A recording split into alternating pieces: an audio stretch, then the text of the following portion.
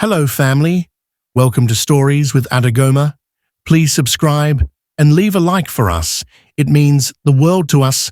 Also share this video to your friends and loved ones and turn on post notifications so you don't miss future videos from us. Thank you as you do. So sit back and relax as we dive into the story. 2 betrayals, 1 car trunk, 0 chance of survival, or so they thought. When Rita's husband and best friend locked her in the trunk of a car after she discovered their affair, they believed their secret would die with her. They never counted on CEO Philip driving by at exactly the right moment.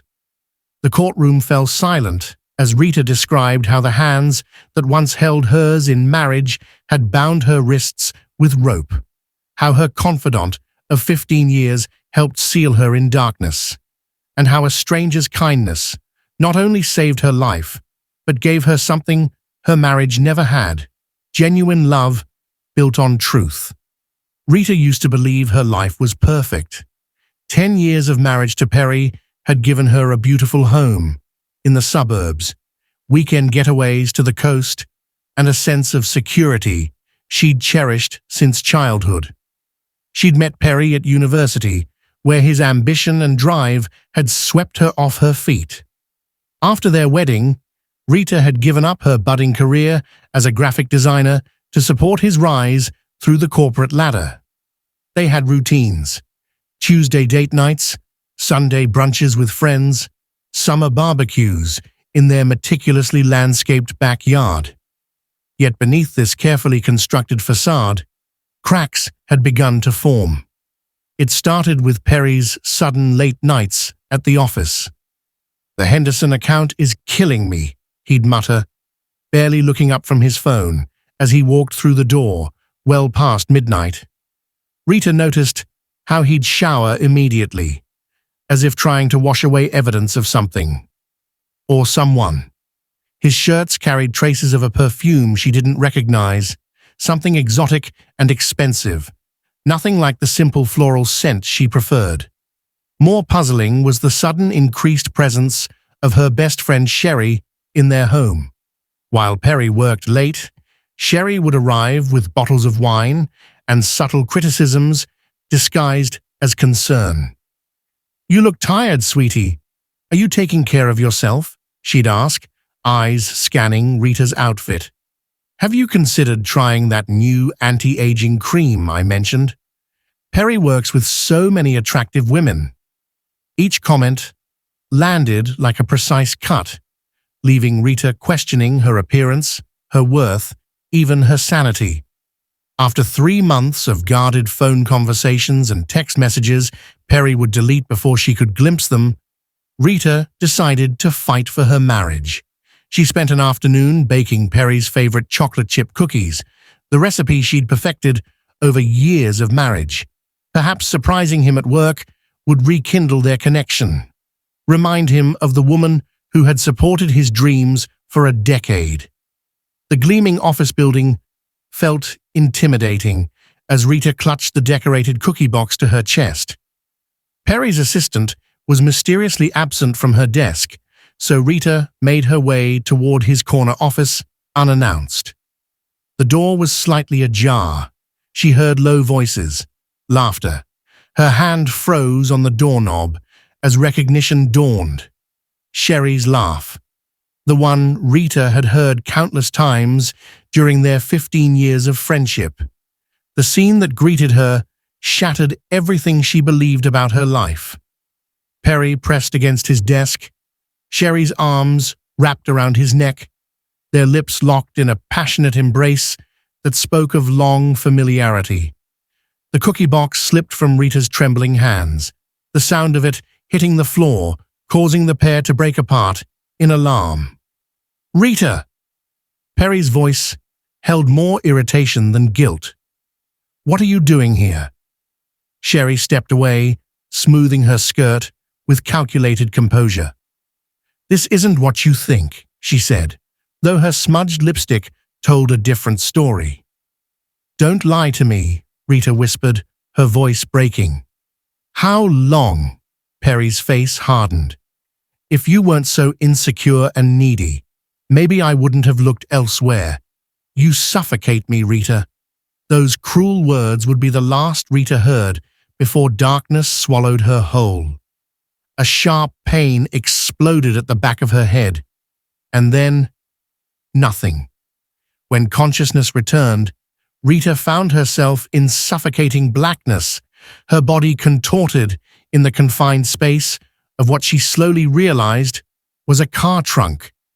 Each breath became more difficult than the last as panic seized her chest. The engine's vibration beneath her curled body told Rita they were moving. Where? How long had she been unconscious? Her mind raced between disorientation and terrifying clarity. With each turn and bump in the road, Rita's body slammed against the unyielding metal walls, intensifying her growing terror. Her throat burned raw from screaming, her fists bloody from pounding against the trunk lid. "Help! Please! Someone help me!" Her voice grew hoarser with each desperate cry. In the pitch-black confines, Rita's fight-or-flight response triggered a physiological cascade. Her heart hammered against her ribs, sweat soaked through her clothes despite the cold, and her breathing became increasingly shallow. Time lost all meaning in the darkness. Minutes stretched into what felt like hours as the car finally stopped. Rita held her breath, straining to hear voices or footsteps, but there was nothing, just silence. The engine clicked as it cooled. Had they abandoned her? The realization of Perry and Sherry's ultimate betrayal crashed over her. They hadn't just wanted to hurt her. They wanted her gone. With renewed desperation, Rita's trembling hands frantically explored the trunk's interior, searching for anything that might help her escape.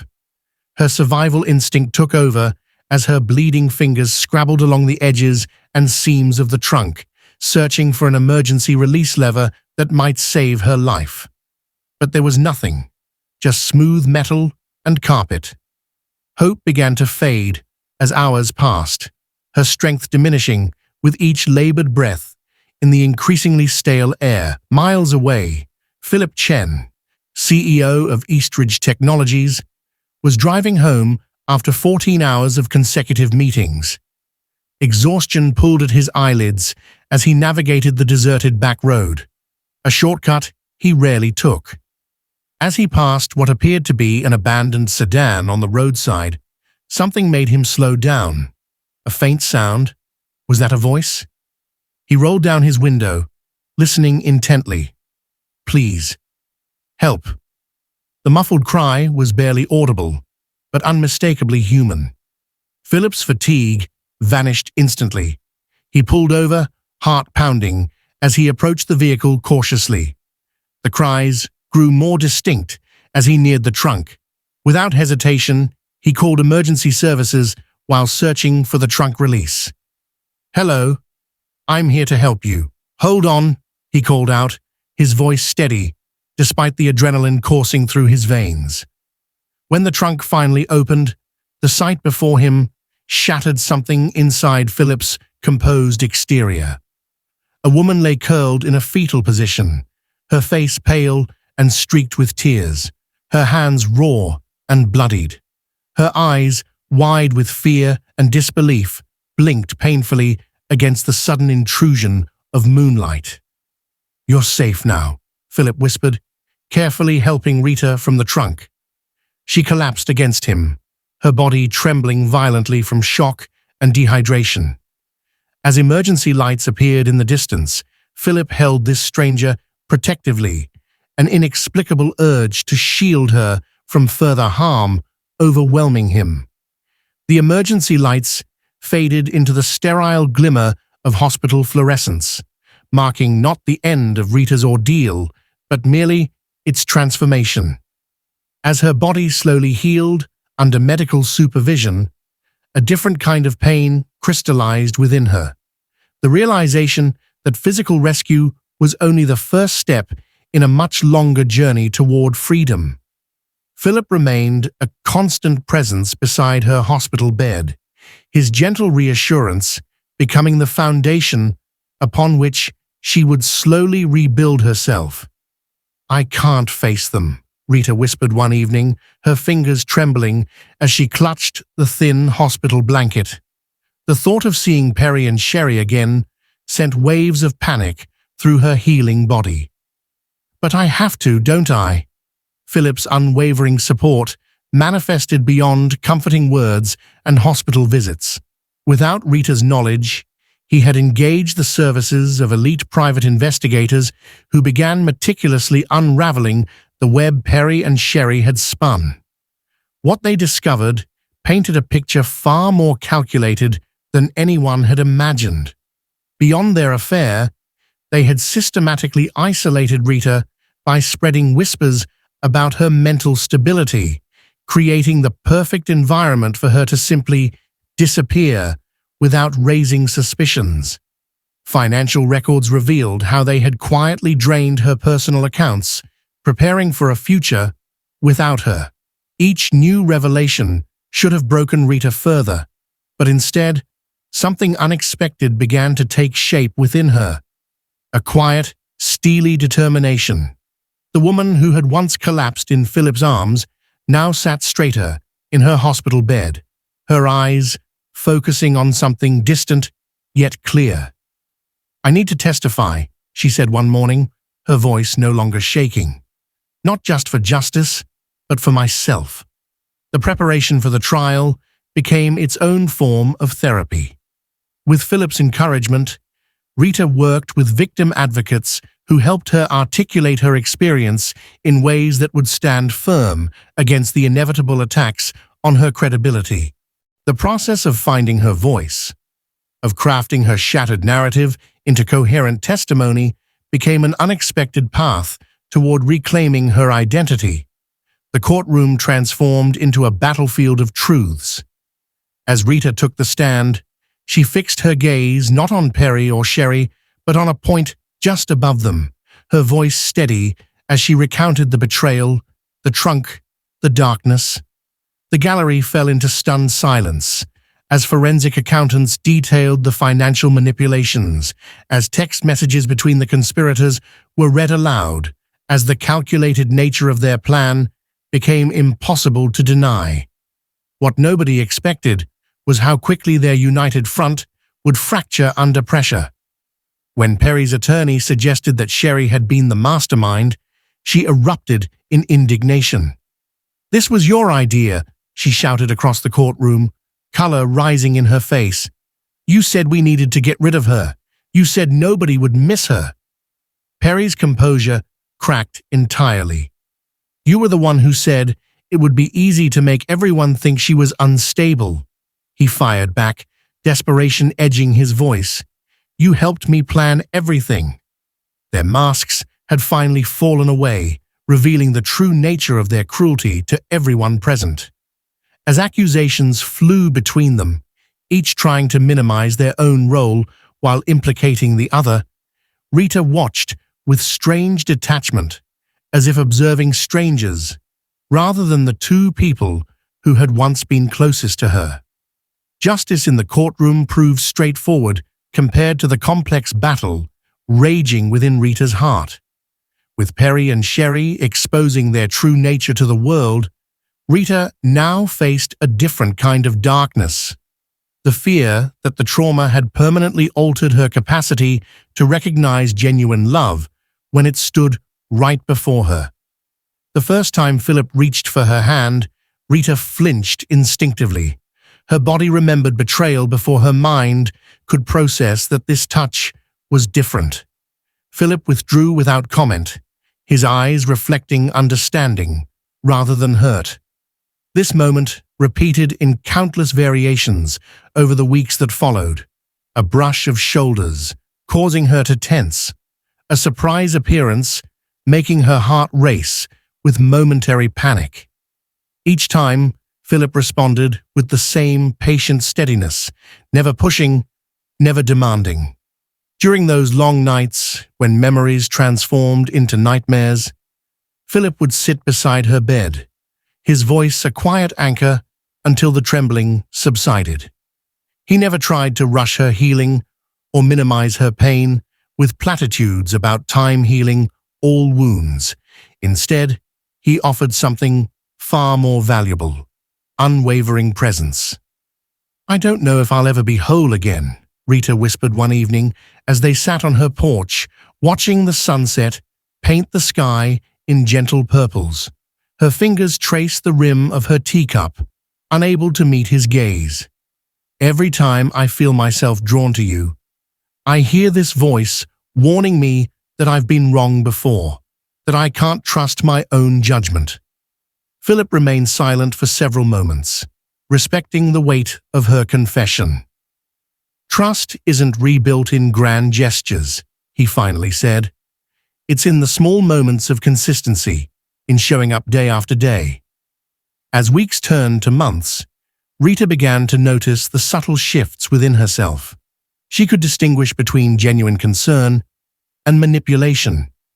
The hypervigilance that had once exhausted her now served as a finely tuned instrument, helping her recognize the difference between Philip's authentic care and the false affection she'd once mistaken for love. One afternoon, as spring breathed new life into her garden, Rita stood among blooming flowers with her face tilted toward the sun. Philip watched from the kitchen window, struck by the quiet strength in her posture.